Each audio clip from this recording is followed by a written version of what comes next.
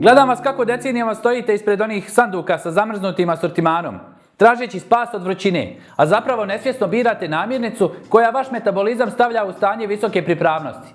Mislite da je to samo nevina, ledena poslastica, da je to malo mlijeka i šećera koji će vas rashladiti.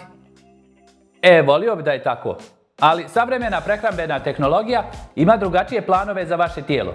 Nekada je receptura bila jasna i prirodna, ali danas, kada okrenete kutiju i pročitate sitna slova, vidite spisak koji više liči na laboratorijski dnevnik nego na recept bake iz komšiluka. Prvo što treba da razumijete je baza.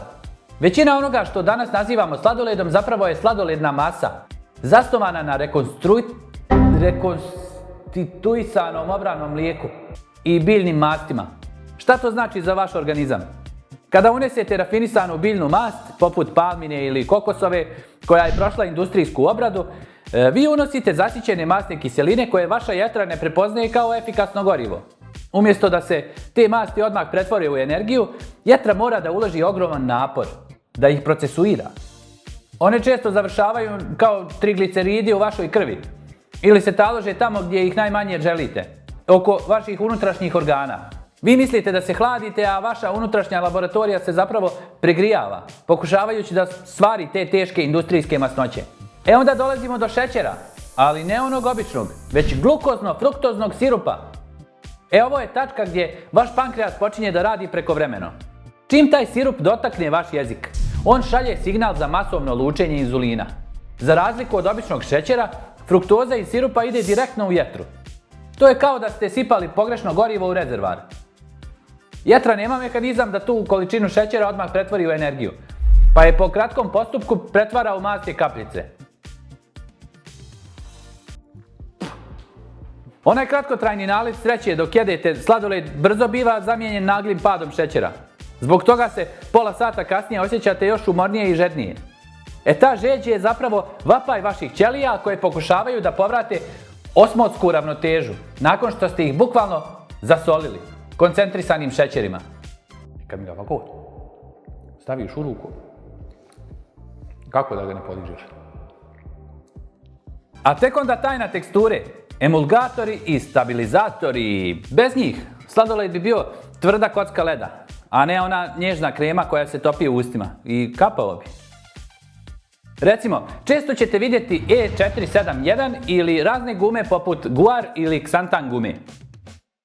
Iako su odobrene, one imaju jedan specifičan zadatak, da povežu nespojivo. U vašem digestivnom traktu te supstance mogu utjecati na integritet vaše crijevne barijere. Naš mikrobiom, ta armija dobrih bakterija koja nas čuva, nije navikao na takve molekule.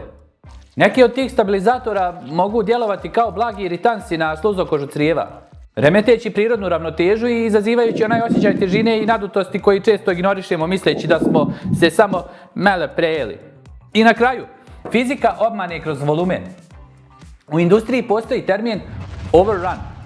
Mislim to kod Amerikanaca tamo. To predstavlja procenat vazduha koji se upumpava u smjesu. Neki sladoledi imaju i do 100% vazduha. A šta to znači za vas?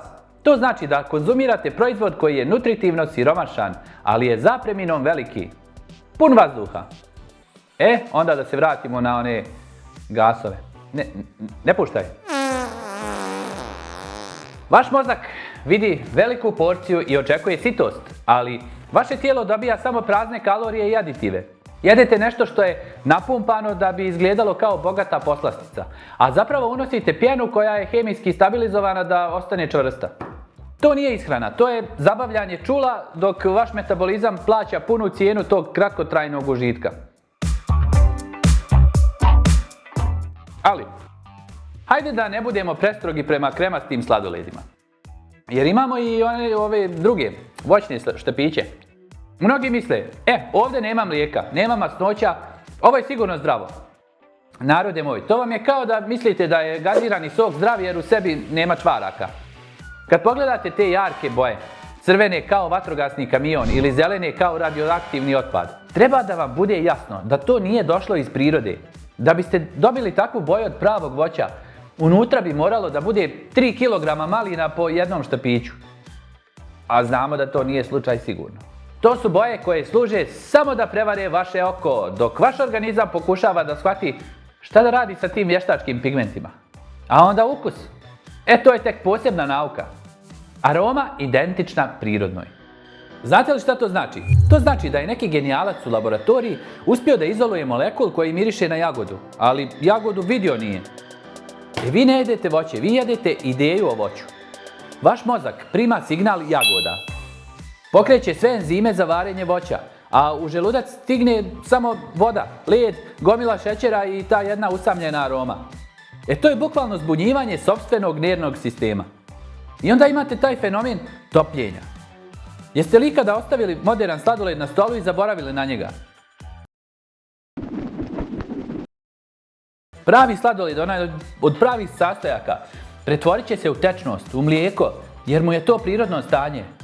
A ovaj moderni često ostane u nekom polučvrstom stanju. Kao neka čudna pjena koja odbija da nestane. To je zbog stabilizatora poput karagenana.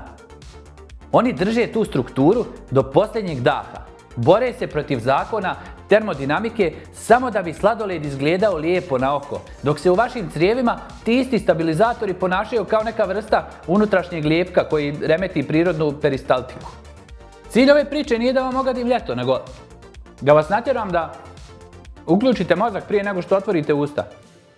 Ako već želite sladoled, tražite onaj zanatski, onaj koji se topi, onaj koji ima boju pravog voća, a ne flomastera. Ili još bolje, zamrznite bananu, ubacite malo pravog šumskog voća, izmiksajte i dajte svom tijelu nešto što će vam zapravo zahvaliti, a ne nešto zbog čega će morati da šalje inspekciju u vašu jetru. A pošto znam da volite da slušate o mojim kritikama dok radite upravo suprotno od onoga što vam savjetujem, odlučili smo da vam omogućimo da te kritike nosite na sebi. Dole link u opisu i naručujte. Ajmo, majice, šolje i da vas ja podsjećam stalno na to. Dakle, šolje i majice. Ja, deda, baba Đuro, baba, deda Đuro. Dakle, šolje i majice. Ja, deda Đuro, baba bivša, svi na okupu. Zapamtite, vaše tijelo nije kanta za otpadke prehrambene industrije. Ono je hram. A vi ste jedini čuvar tog hrama. Ako ga vi ne čuvate, nemojte očekivati da će to raditi neko ko sladoled prodaje na tonu i pakuje ga u vazduh. Čitajte deklaracije, slušajte svoj organizam i vidimo se u sljedećem videu. A do tada ne postanite imuni na zdrav razum, na primjer.